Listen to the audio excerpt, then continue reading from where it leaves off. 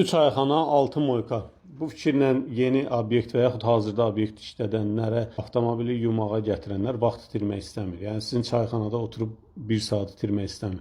Yaxşı olar ki, işçinin sayını artırasınız. Bir maşını bir adam 1 saata yumaqdansa və yaxud 2 adam 40 dəqiqəyə yumaqdansa 10-12 adamı qoyun bir maşını 2 dəqiqəyə yusun. Bir insan, məsələn 100-də işləyən insan bilsin ki, bu bir təkər mənlikdir və yaxud qapı mənlikdir. Biri bilsin ki, içəri qabaq mənlikdir.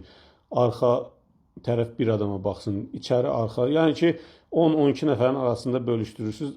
Avtomobil 2-3 dəqiqə ərzində yuyulub müştərisinə təhvil verilir, içərisi təmizləmək şərti ilə. Cəhd edin buna.